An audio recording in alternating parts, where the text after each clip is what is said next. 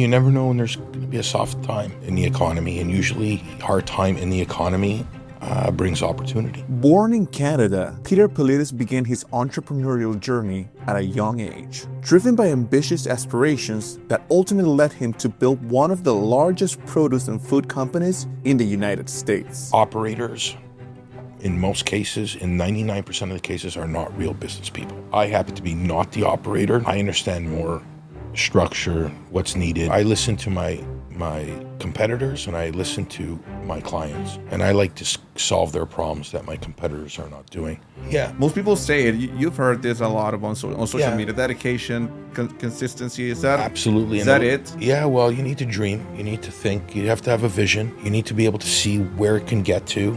And you need a little bit of luck. At the end of the day, I believe in that too. I believe you make your own luck. You'll want to walk into every room thinking that you don't belong in that room.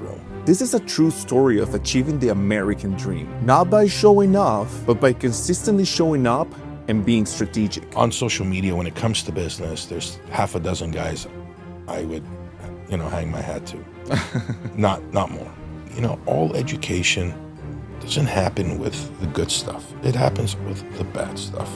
And mistakes are important. And if you don't lie to yourself and admit to yourself you made a mistake, you're going to do well tomorrow. Hello, everyone, and welcome to the Business Answers. Thank you so much for being here today, Peter. Thank you for having me. Let's start with the beginning. How did you start it in business? Was it something that just casually happened because of something that you went through, or how was that? I always had a love for a business, for growing something, for not necessarily the money part of it, but, really creating something, having employees, having all this responsibility. I took responsibility, with tremendous weight.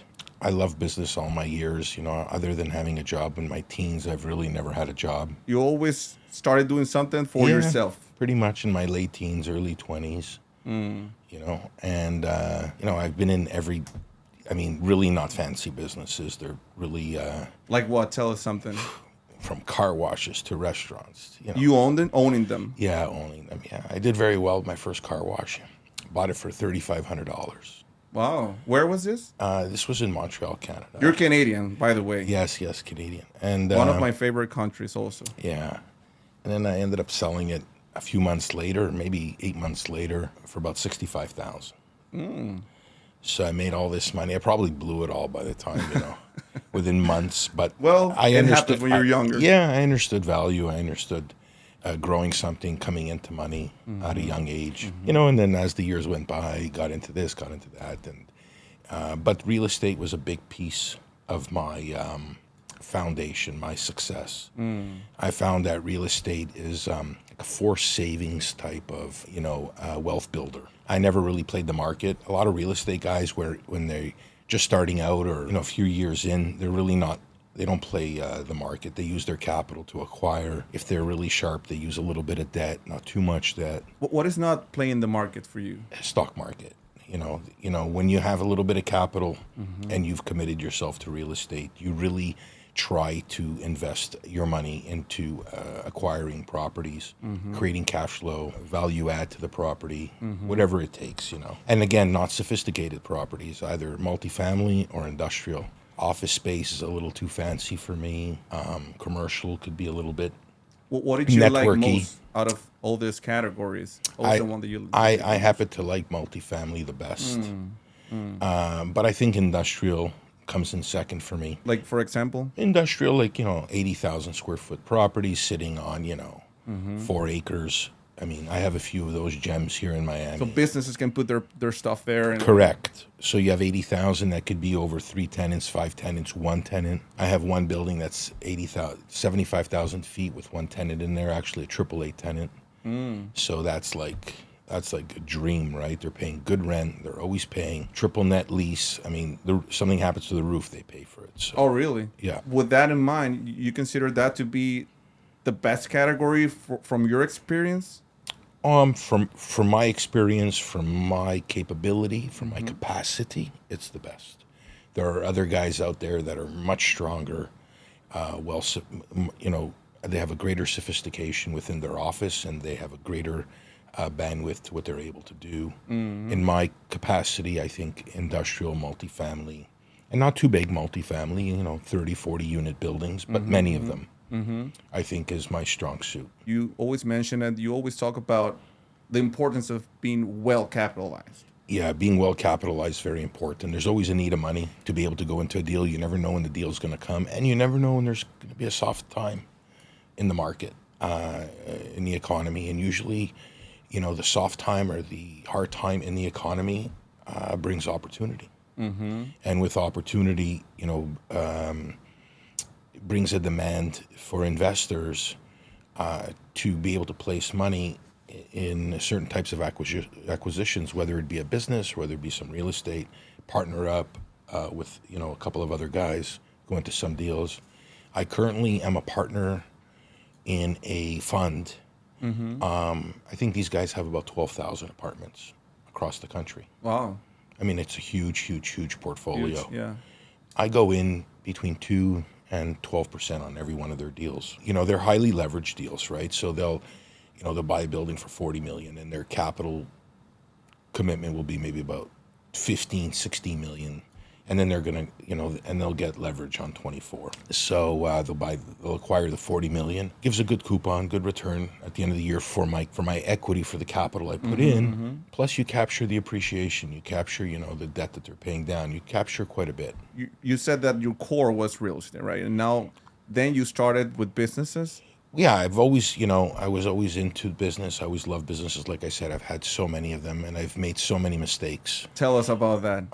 Tell us about one mistake that you remember right now. One mistake I went into. For the younger generation, so you know what not to do.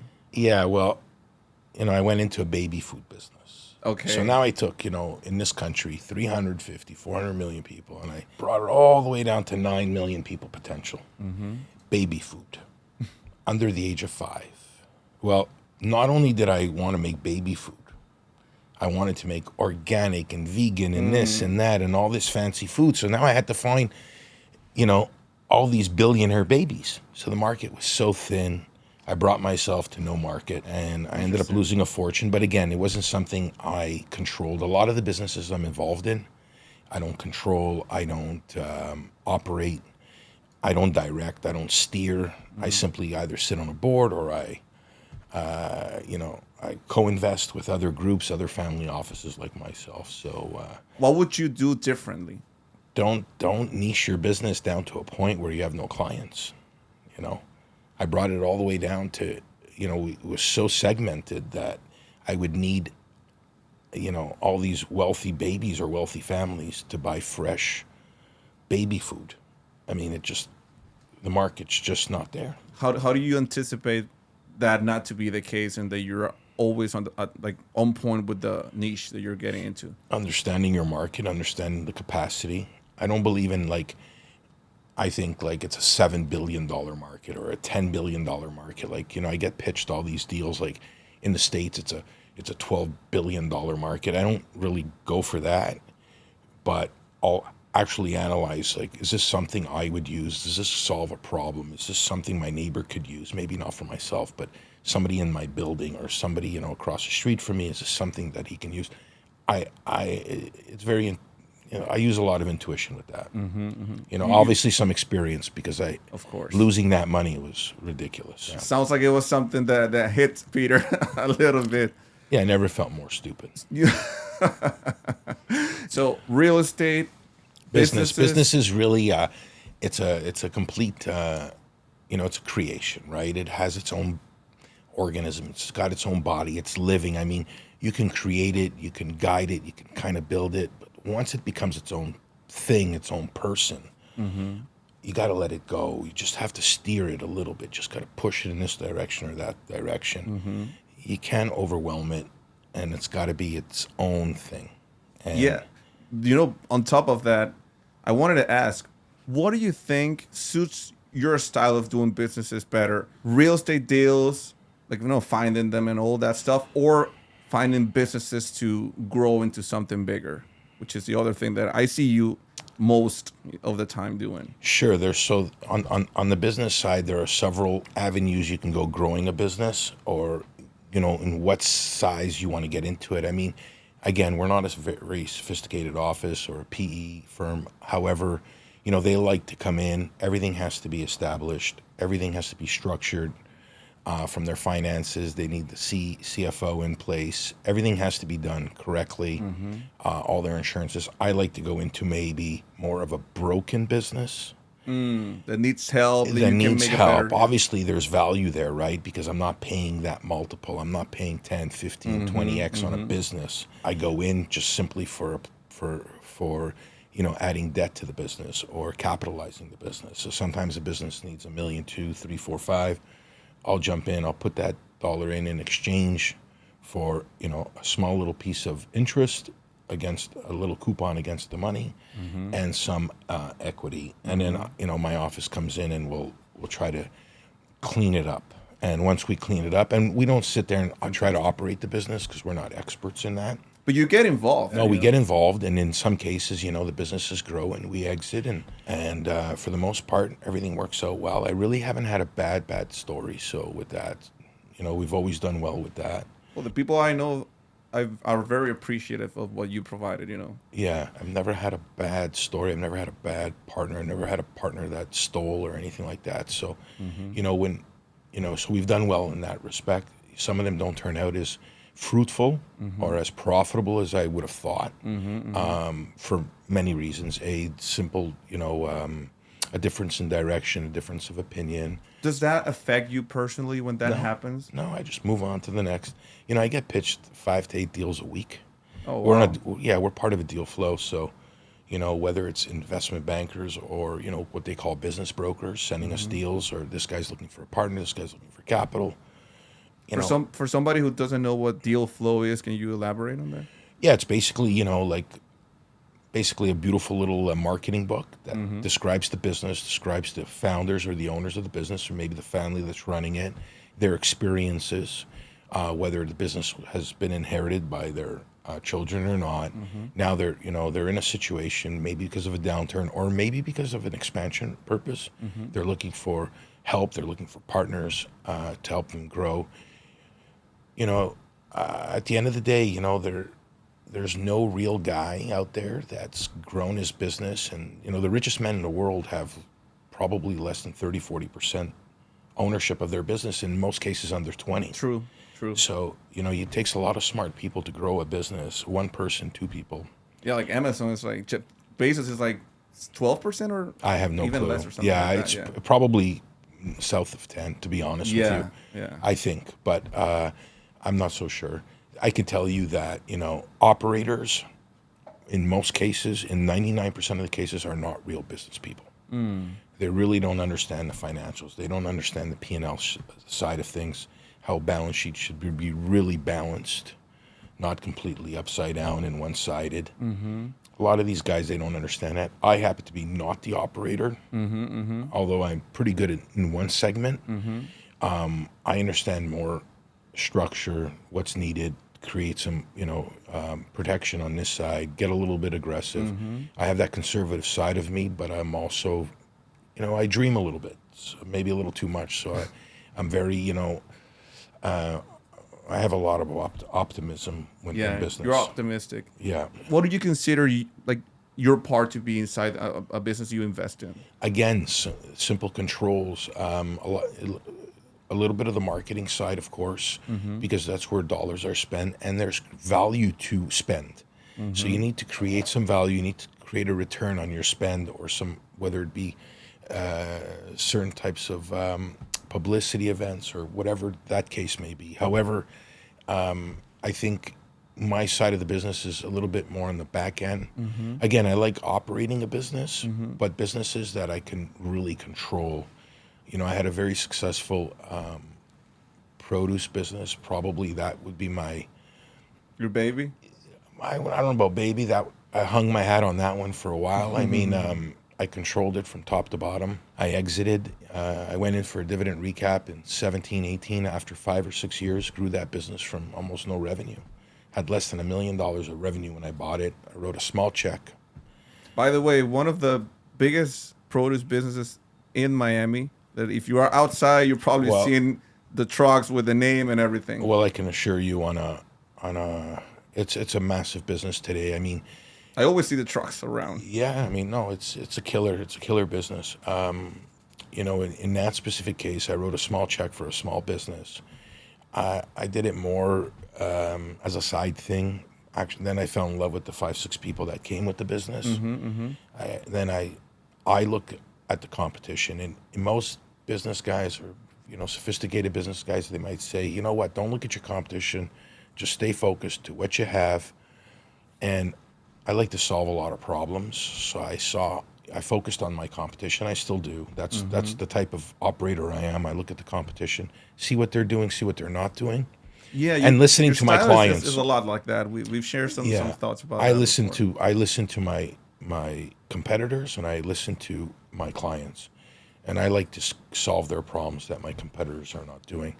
So I grew that business. I, in many cases, changed that type of business because that's the type of business that everybody went home at 1 o'clock or 2 in the afternoon, and then we stayed open 24 hours. And if you needed something at 8 o'clock at night, I brought it to you.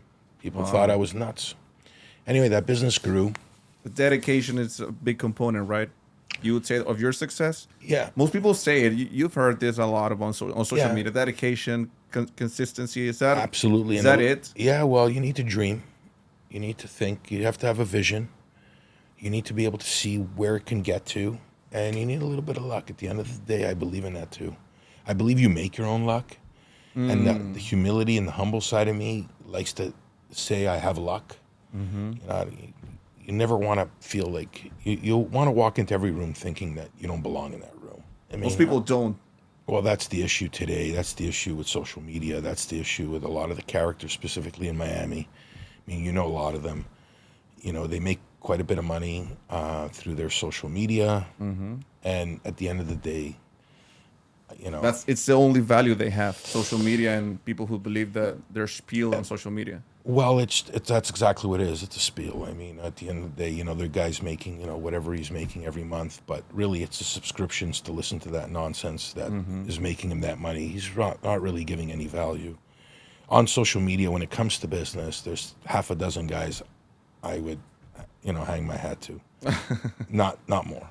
Peter, you mentioned that you like to come to a business and then make it better. So you like kind of distress businesses or even properties, right? Distressed properties.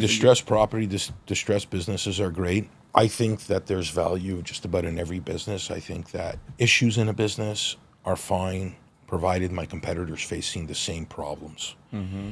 People complain unemployment this and prices are this and the fuel is that. Well, if my competitor has those challenges, I want those challenges. He might not be able to navigate around those problems. You're willing to do it. I'm willing. I want the problems. I want the issues, as long as he gets the same issues. That's very important. There's people that says you should avoid problems.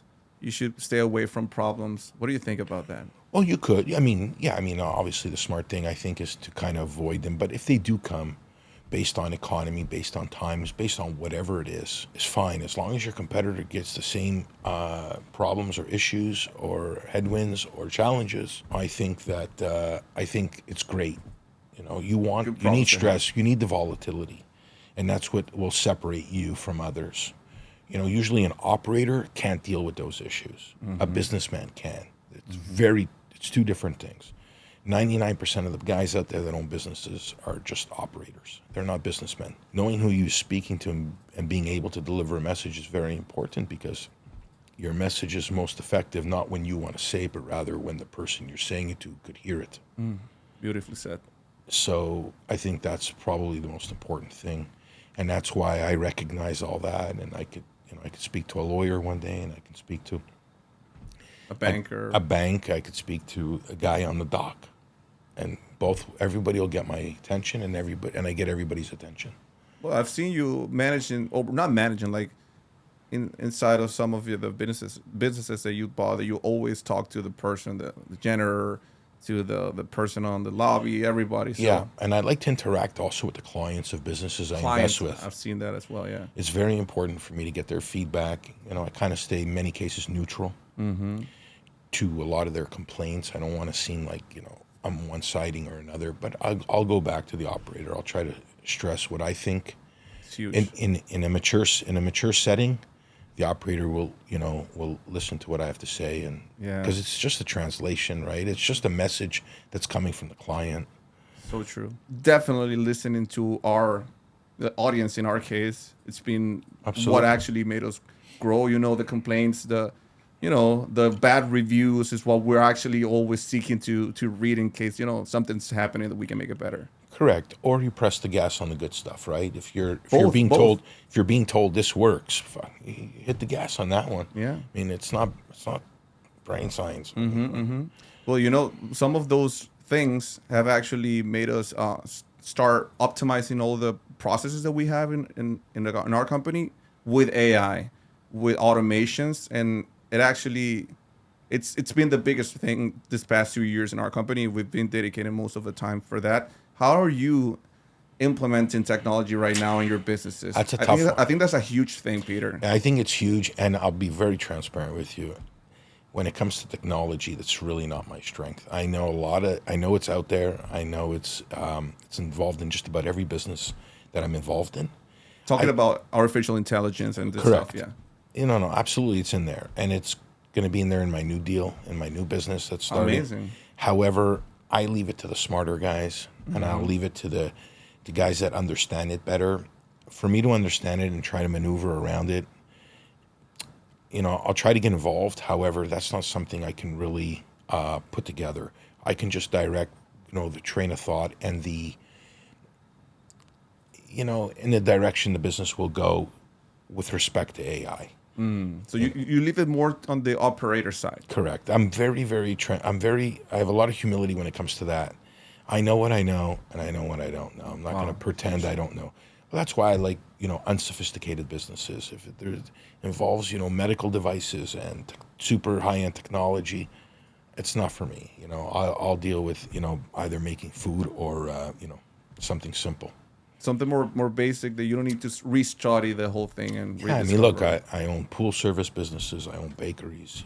I get involved in, not so fancy deals, consumer deals. But Peter, get involved with technology. I think AI and AGI, which we've been incorporating into our business, is going to be the world. We see it as the rebirth of humanity in a different way, which is not like flesh and blood like us. Sure. It's going to be different and probably going to be even bigger than humanity, like people like us, in the future. No, absolutely. I know it's there. You agree with that? 100%. I mean, everybody I respect on social media and everybody I'm listening to is saying the same thing. So I'd be a fool not to respect that or to listen to it or even to attempt it. It's coming in. Every business I'm involved in is accepting it. So there's no we're not trying to stop it happening, if that's even the thing. But it's not something I would take the lead on, But it's wonderful. Not the lead. I understand what you're saying, and this is why you are where you are right now, because you know where to park yourself and where to leave it to others. I think my biggest ability, if someone said to me, "What's the best thing you do?" Really, I get the best people around me to do a great job. I think that's my ability to source people is probably my best attribute to a business. Also to understand when to not have that anymore, right? Not to be involved in a business and a property. Of course, I When stay out of a lot of stuff. I mean, again, I ran one of the largest produce companies, and I never bought a box of produce. I've never taken an order. I've never bought a box. I've never done anything with respect to the floor side. Nothing. I just put the best people together. Using your brains. Strategy is important in business. Timing, when to push, to understand, scale, to understand what that chart should look like, what type of client. Exposure is very big for me. Well, exposure in what sense? Exposure, well, in my business, having, very few clients that represent a large percentage of sales is very bad. Very bad. I mean, I remember big retailers asking me to supply them with certain products. It would have represented too much of my business. I walked away from it. I wouldn't sell to cruise ships. Cruise ships are too big of a client for me. Really? Too big, yeah. So you like more diversification, right? Absolutely. I can lose 50 accounts tomorrow and I wouldn't even notice. That's when you have a good business. Wow. It's like, if 500 people dropped out of Amazon today, do you think they'd notice? Probably not. They wouldn't. It's the same principle. And when it comes to understanding when a business or a property or something is not good enough, like, do you have a process that you follow? Like, you have some data that you always... Well, in my experience, I grew that business to a point where I felt I reached my capacity in my business, and my capacity operating a business. It could have been 200 million, 300 million, 400 million, whatever that number was, and that size of business. At a certain point, everybody has a capacity. If I was somebody else, maybe I could have got it to $1 billion without feeling the way I did. But, I brought it to $200-300 million, and I said, it's time I bring in better players, bigger players, smarter guys, sharper guys. And that's what I did, and it was time to exit. And I exited, my first round in 2019. Kept a little bit of the business, actually quite a bit of the business, and it was sold again. And they tripled the value, or doubled, tripled, about tripled the value. So they've done a great job, and now they're going to grow it again. I have very little equity in the business now, but The people you grew up with, they're still in the business? no, most of them left through the years, over the last 5-6 years. However, again, that business is thriving. It's doing very well, and they're going to continue to do well, I'm sure. Do you think you're going to get to a point where you're going to say, okay, this is enough, I've been a little bit on vacation, as you know, for the last few years, dying to get back into something that I actually control or operate, not doing these parallel investments or co-investing, or just becoming an investor or a junior partner. I'm not, I'll still entertain all deals. But what I'm really focusing on now is a similar business to what I had prior, with just a different product to the same clients. So I plan on growing it again. We launch in 2 months, a month and a half to 2 months. And in the food industry. In the food industry, same business, just different product. So same type of clients. I'm going to use the same principles. I put together an all-star team. I know the game. I know the players in the business. Again, it's, in my case, it's the same type of facility. It's the same type of building. It's the same type of transportation, trucks. Okay. Everything's the same. The workforce is the same. This is processing. It's a little bit more delicate. I'm dealing with certain government agencies, but it could be a little bit more sophisticated, but I'm willing to take that challenge. And it's the same client base. The P&L profile, it's very important, is identical. The balance sheet profile is identical. So I understand it. It's second nature to me. But then again, they say sometimes ignorance is bliss. Not knowing sometimes is better. Sometimes jumping into something not knowing is better. My first is that true in your my case? First business, every expert told me I'm going either bankrupt, I don't know what I'm doing, get out of the business, you have no idea what you're doing. And yet I grew probably the most profitable produce business per square foot in the country. I challenge that with anybody. I mean, a part of that, in your case, is understanding what your position is and understanding also your partner, right? Correct. I mean, look, you need to have certain characteristics when you're running those types of businesses, because you have a massive, you rely on your vendors tremendously for product. So you have to have a personality. You have to have a personality that just spells, honor, commitment. I always take on senior people, not necessarily early on in the game, but as the business develops, and more just as at the conservative side of me, just in case something happens. It's good to know that somebody else is involved.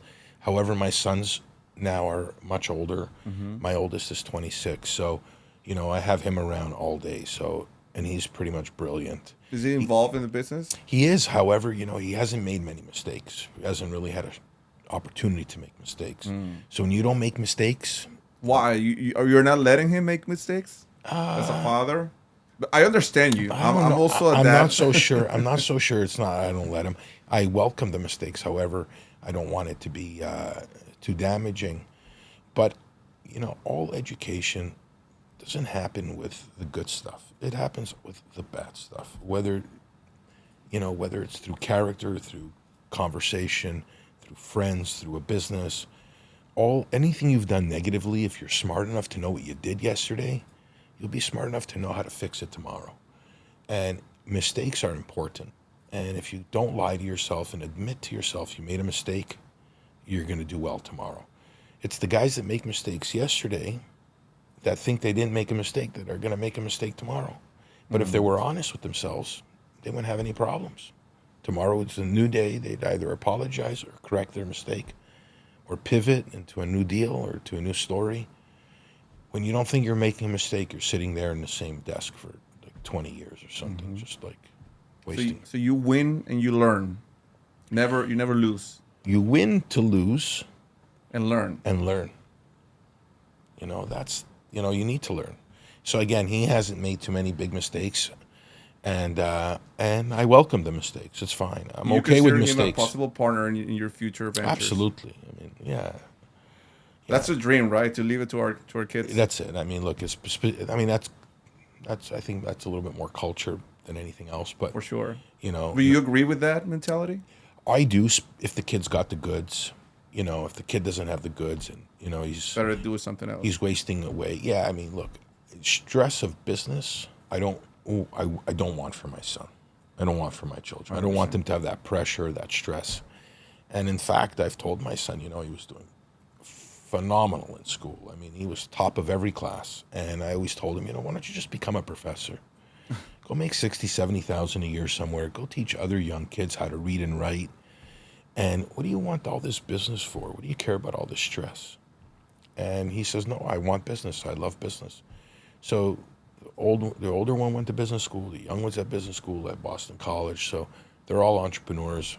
My older one's a little bit more on a banking conservative side. Oh, really? Banking? Not banking, but he's conservative, like a commercial banker. He's very CFO mind. He has a CFO mindset.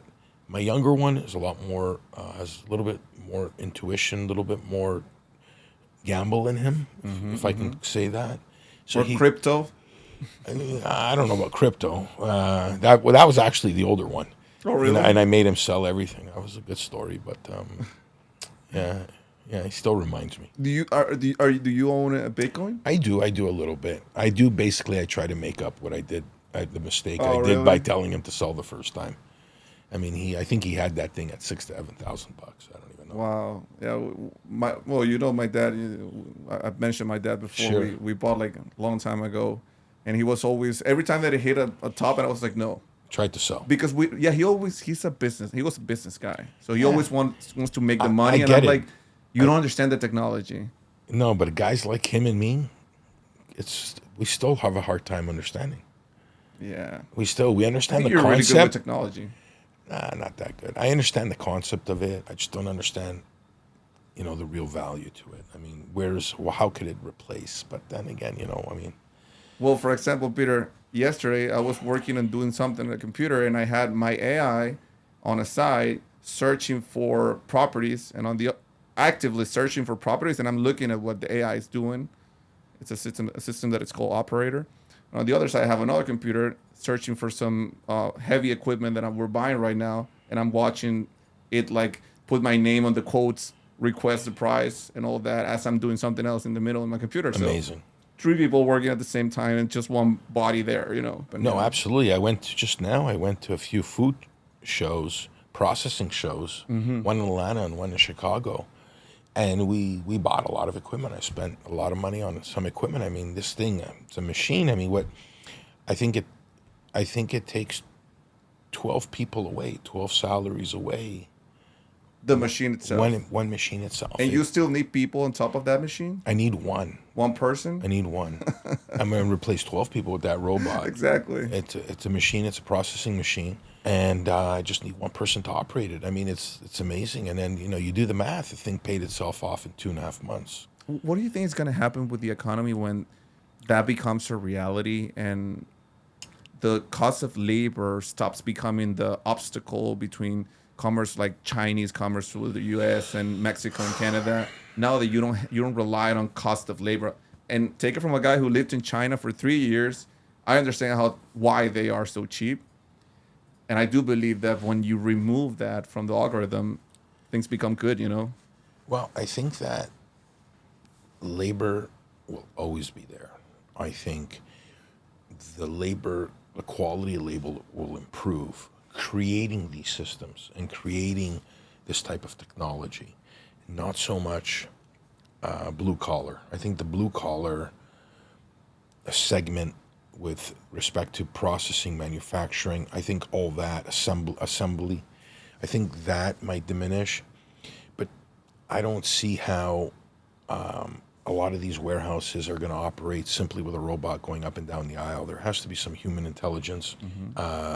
Engineers and stuff like There that. has to be. Yeah, mean, 100%. I don't see it. I can't see how customer service will be completely automated. I mean, I know the frustration most of us have. We have to talk later after the podcast about that.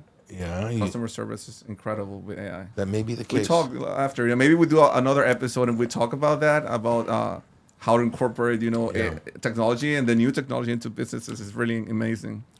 Yeah, and that's probably something, that was a big part of our business in the past. We had 20, 25 people on the phone. So How big is it for real estate customer service when it comes to the tenants or other things? it's not. It's not a thing. It's not a thing today with our technologies.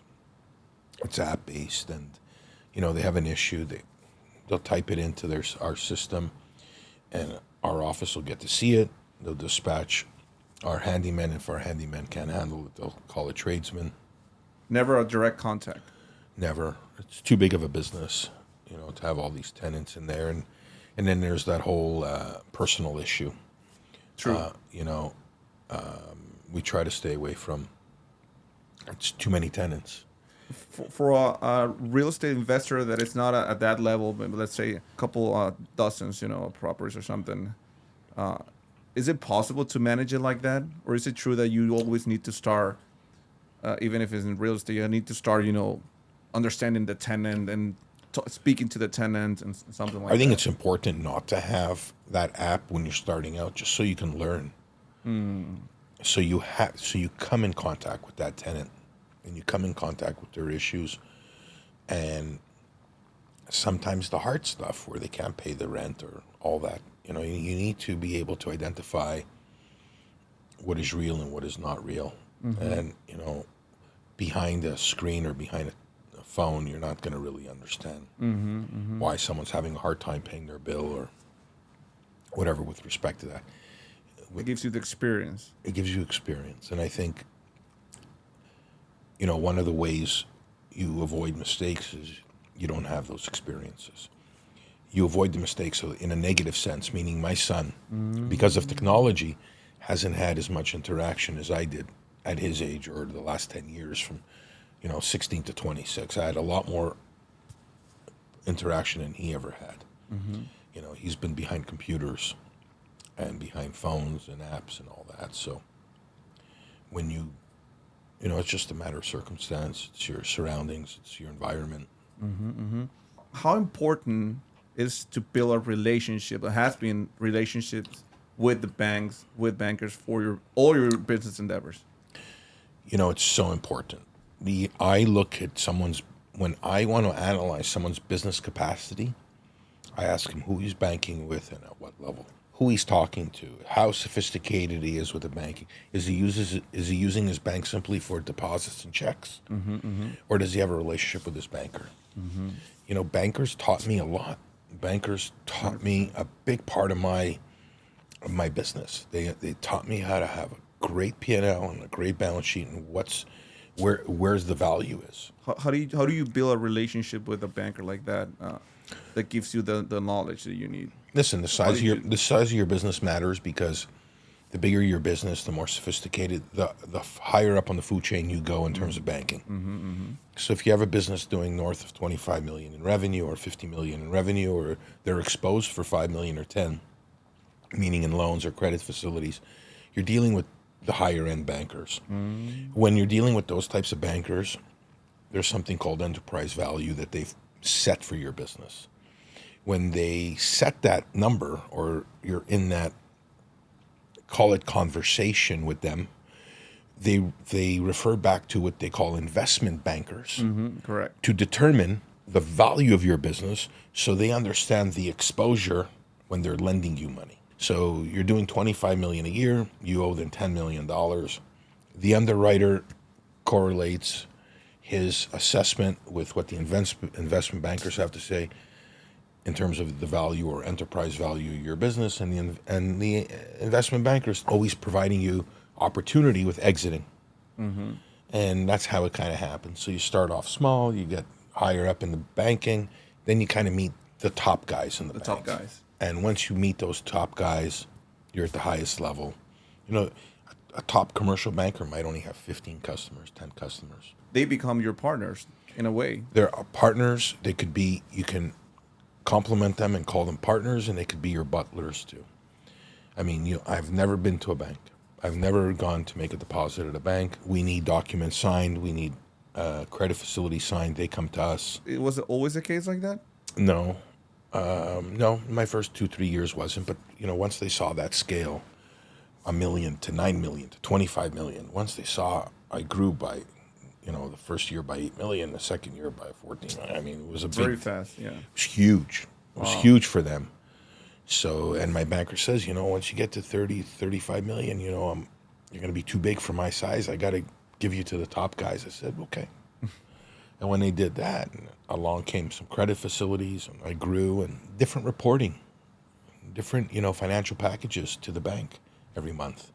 When you owe them money, they want to know certain things.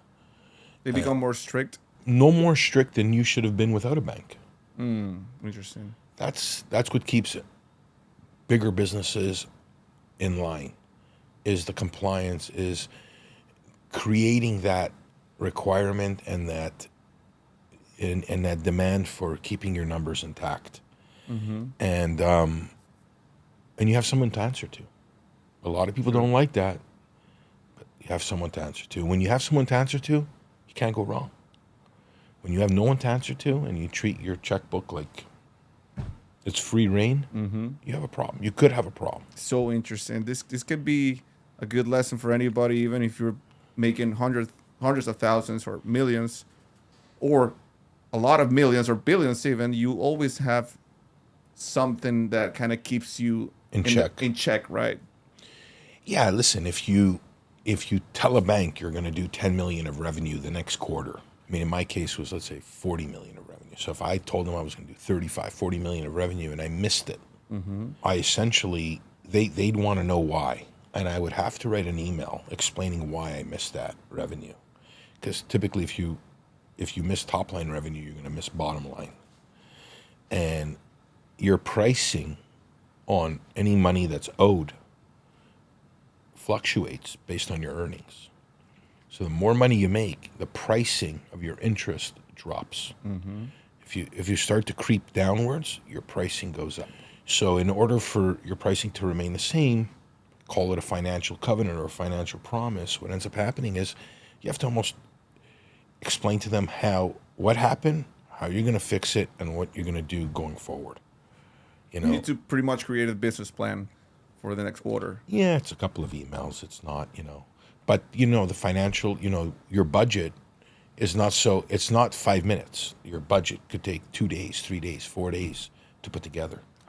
I see a good use of AI in those cases to create solutions. I'm starting something new. And brainstorming ideas, finding solutions. Correct. I mean, listen, of course, a lot of my learning comes from smarter people than me. A lot of my learning comes from understanding other people have more experiences, not necessarily in my business or in my space or in my segments of what I invest in. But I get to listen to other people's perspective. For example, a lot of the well-known influencers out there in the business world, for the most part, they're the real deal. I mean, there's characters out there like Kevin O'Leary. I'm sure you know. Of course. Of course. I mean, and he's a personality, right? This guy's a character. I love him. Yeah, me too. You saw the boxing fight that they went at the No. Faina Hotel? No. I He didn't see. and this guy Scaramucci. Scaramucci. They did it was like a ultimate fighting. Oh, he like did- a boxing. He thing? actually fought. No, they were discussing topics about the economy or economy, whatever. But yeah. on top of the ring, Wow. and it was Anthony a whole thing. Scaramucci. He's another serious guy. I mean, he's a very Yeah. bright guy. I mean, he was political at one point, I think, a few years For back. sure, yeah. But Kevin O'Leary, I think, is one of the smartest guys out there with business, and really why he's so interesting is his personality. I mean, I see him and I see you kind of doing that too. Every time I see a video of him, I'm like, Peter should be doing something. There's a couple of guys who are doing things that you could do even better. But when I see them, I kind of feel that you should be. I think don't know they if you are you into kind of doing things for social media anymore. no. Do you see any value on that? I do. I see a lot of value. Where I get discouraged is that, I think someone's like, and again, there's only a few of them that I really respect. I don't scour the site looking for these guys, but the guys I've come across where I thought were like, wow, this guy's sharp. This guy knows his stuff. I mean, either I'll see him next month taking a picture with the wrong guy, or I hear backstories about him or how he made his money, and not necessarily Protecting the image. not protecting his image and what he actually did. I'd rather keep that to myself. But then you got guys like Kevin O'Leary, Alex Hormozy. I mean, for me, these guys are like prime. I mean, these guys are the real thing. Alex is a lot more sales, Yeah, 100%. Yeah. with respect to business. But I'd love to meet this guy, Kevin O'Leary. I mean, I have a little bit in common with him between Montreal, Westmount, all this good Oh, really? stuff. Yeah. He's Canadian too. Well, I think so. I don't know exactly a story. I know there's Boston. I think he had moved to Boston, or he came from Boston. I know he grew up in Montreal for a period of time. Social media opens the door for this right now. You know? Yeah, so I'd love to meet a character like that. But I think he's pretty much up there. So that's the type of people that you kind of are leaning more towards when you go yeah, online. I wish to be. It's a big thing. Peter, do you know? Well, I'm sure you've heard of these names, but like people like Jim Rohn, Bob Proctor. Yes. This type of people who spoke about business and the mentality and everything like that. What do you think about these people? I don't know. I think everybody has a different business. Again, it's living, right? Everybody has a different perception of business. Again, I'll go back to the point where a lot of these smart business guys, and perhaps Kevin O'Leary, says, hey, you know what? Never pay attention to your competitors. You do what you need to do. I happen to be on the other side of that fence and saying, no, you absolutely need to be worried about your competitors. You need to understand your competitors. You need to understand the capacity from their bank account to what they're dealing and what their strengths are and what their weaknesses are. I absolutely feel your competitors are everything. So you can do it better. So you can do better, or you can avoid, or I mean, obviously the best defense is offense. Well, so it's true. You have 2,000 accounts. I'm not there to protect 2,000. I'm there to hurt your 200, to go after your 200, so you don't have the time to touch my 2,000. Exactly. I'll keep putting pressure on you, and I won't stop for your 200. And when you're done, I'll just go to the next guy. And then no one touches my 2,000, and then 3, and then 4, and then 5,000 accounts. No one has the time. So that's my mindset. So everybody has, specifically business guys, they all had certain timing, their own luck, if you will, certain their networks, certain where they come from, whether it be family or whatever. Everybody had a certain push, and maybe some help within within themselves to be able to accomplish what they did. So it's fair. No two business guys are pretty much the same. That industry that you're going in right now, how big is it? Fruits and vegetables to in the hospitality to hotels, country clubs, and restaurants. Okay. Should be there. Should be in the 20 billion range. You also have businesses in small industries, like, for example, the fitness industry, the gym industry. Correct. Which is a $4 billion industry. What do you, when you're getting into a business, or when you are thinking about getting into anything, do you consider how big it is in order to get in? I do, but as I said at the very beginning, I really don't listen to that. That's a little bit of noise. I don't want to get caught up in that, saying it's a $10 billion business, and if I had 1% of that, I'd have X dollars. No. I say, well, how impactful can I be? Again, at the beginning of the conversation, I mentioned that baby food. Well, that baby food, probably I should have done that statistic and only realized that statistic is only maybe $100,000. Yeah. I shouldn't have even gone near it. Yeah. But when I hear 5 billion, 10, 20, 50 billion, I think that's very, very, I think that's just noise. I think, I think it's important to understand the market, or the size of it. I think sometimes I get caught up in too much of that. When And maybe for I that, see an opportunity, so maybe it's better not for to. that, yeah, and maybe for that reason I don't do it. I find I talk myself out of doing some deals when I dig in too deep in. Yeah, I don't know. You're very much like my older son. He's very analytical. He's on the conservative side. I mean, he's got to read it every which way. It's got to make sense on every which way. And I have a lot of optimism. Oh no, but it's probably bigger, or You remind me so much. My dad, he bought a property close to a prison, and I told him, "What are you doing? Why are you buying this property?" It was like it had like crocodiles inside and whatever. It was close to an airport, so he wanted to put hangars and whatever warehouses.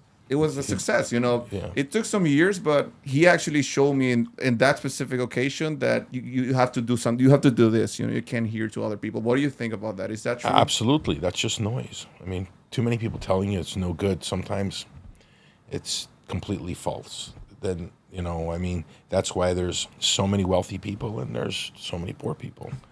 Or some guys that are just plain unsuccessful. Because people don't jump.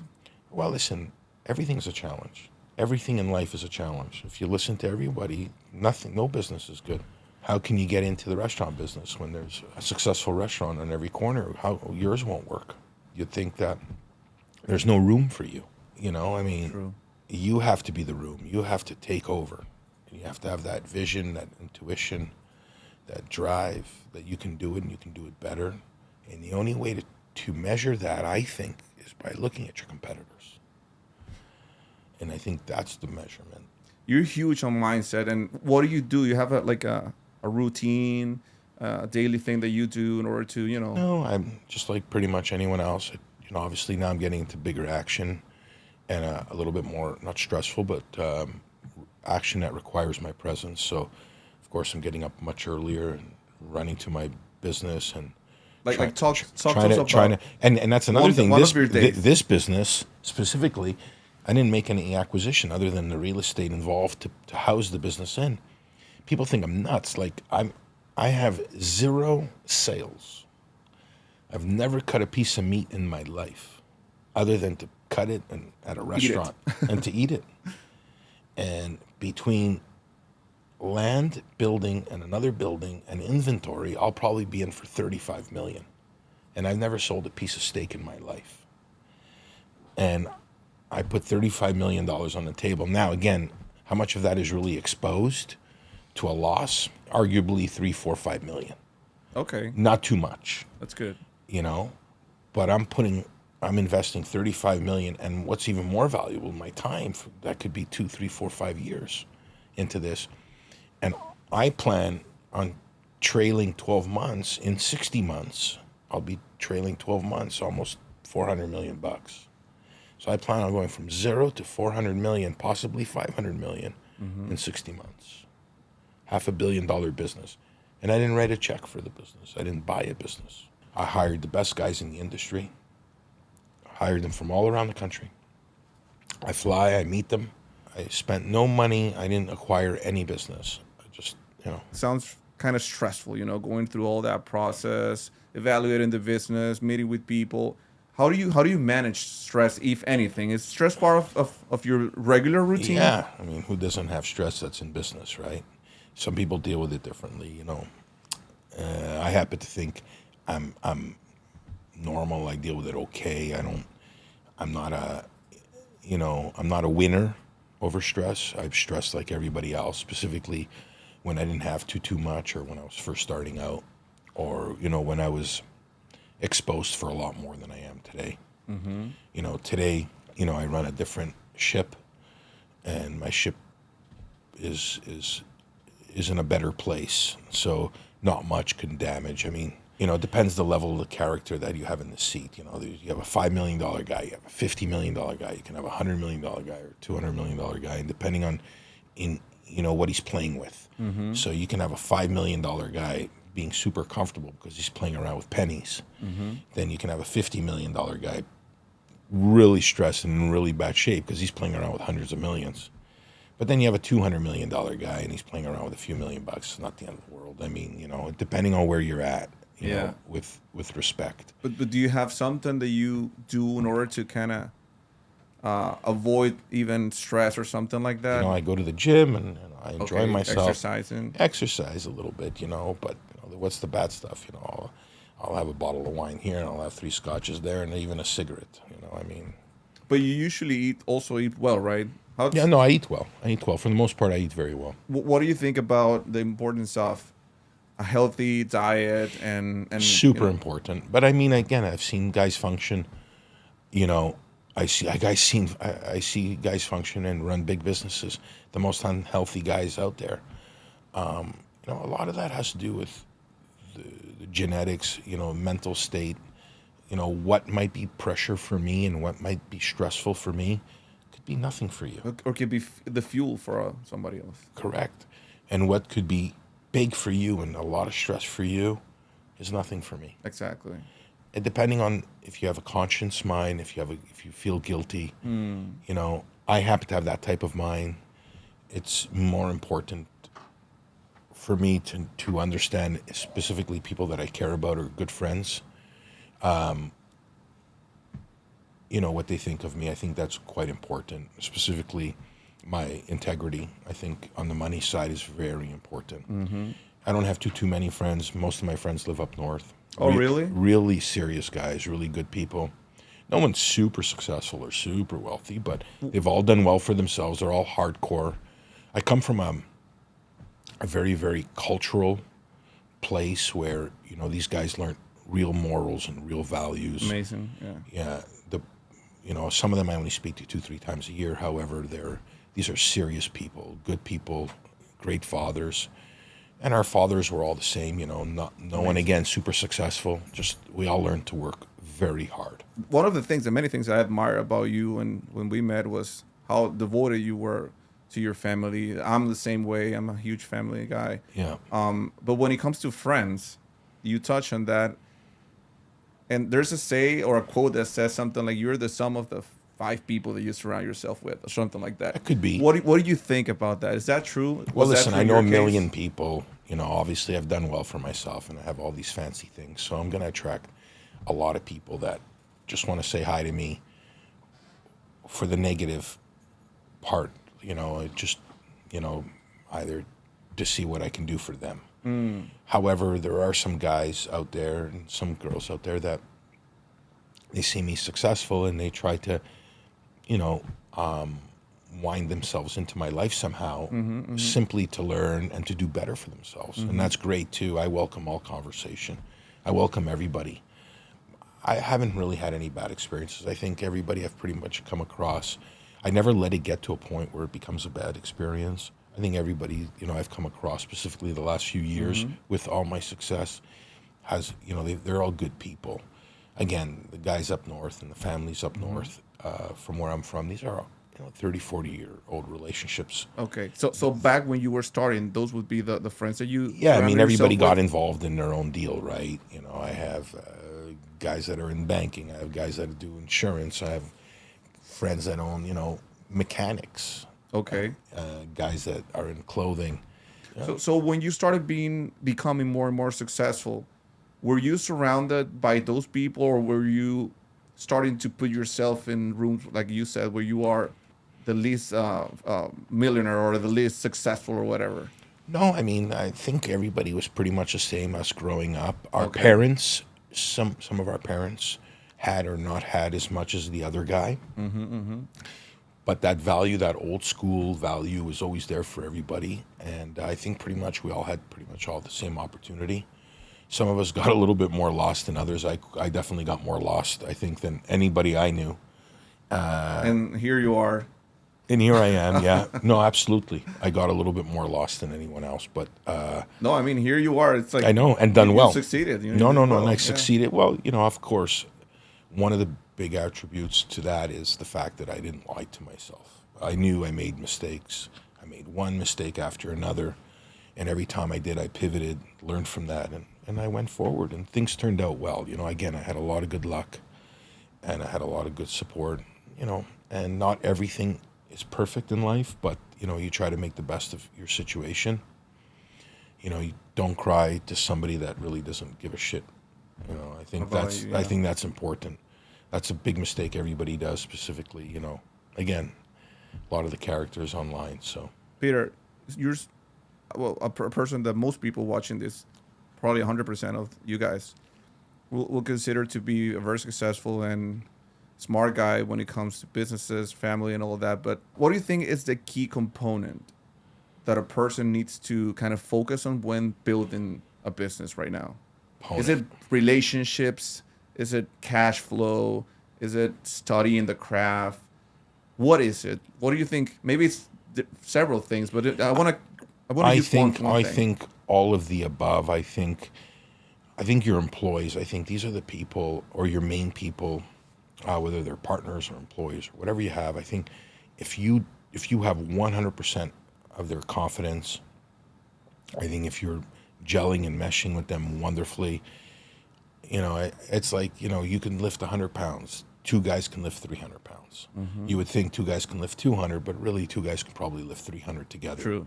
Yeah. And three guys probably lift 900 pounds. Mm-hmm. So the more people you have pushing in the same direction, you can tear down walls. I mean, it's incredible. Love that. So I think that's very important for me. And I think when you have that effect in your business and you can make an employee, whether you're paying 15, 20, 25 bucks an hour, but his capacity is only 70, 80%. True. And that comes with that 15, 20, 25 bucks an hour salary. But let's assume his capacity is only 75%. I think the ability to get him to work to 100 or 110 and enjoy himself and bring him to that table, I think that's where you start making the money. That's what you love to do, right? That's what I love. I love to get somebody that feels he doesn't have a shot, give him a shot. I don't know what it is. I don't know if it's the ego piece in me. Why not?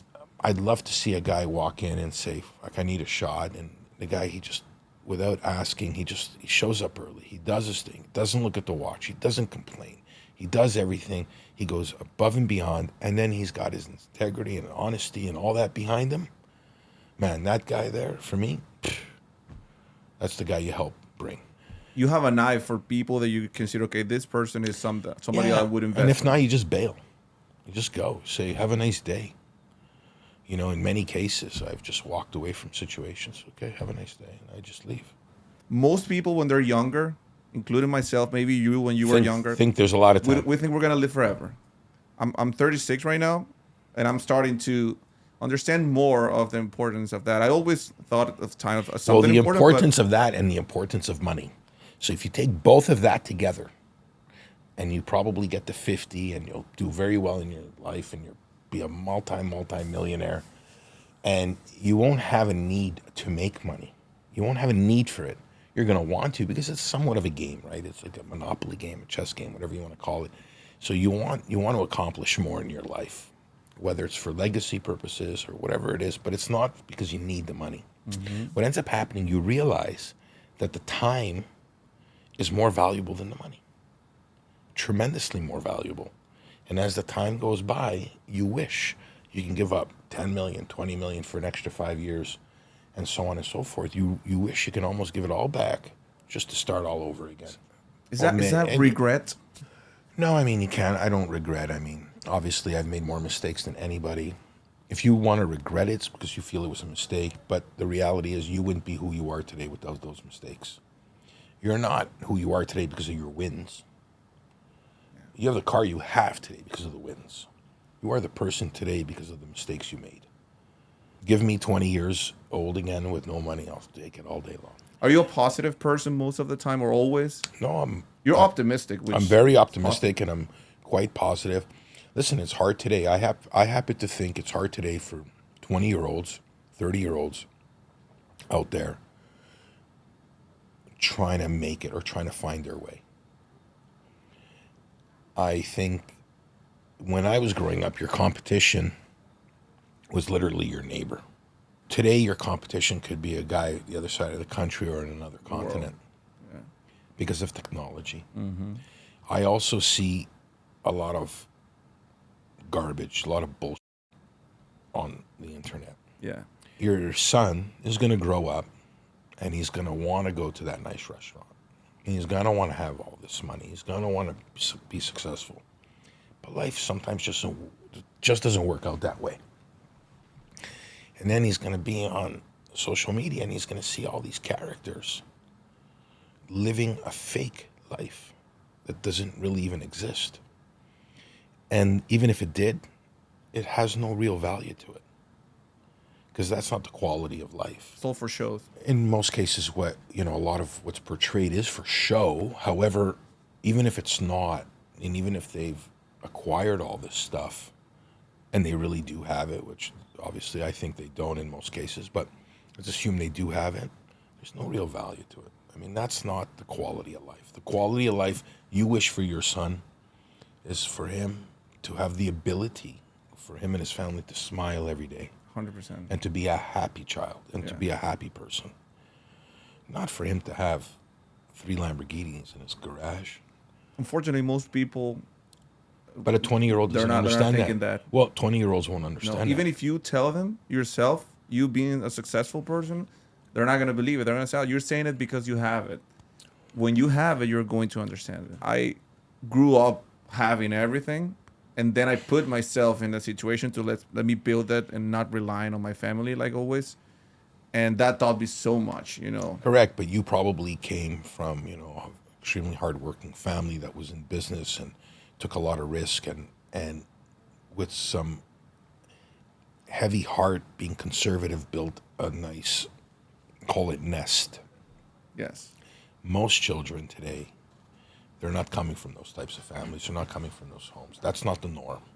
The norm is that they can be the first to do it by doing this or by doing that. And in most cases, not everybody's Elon Musk.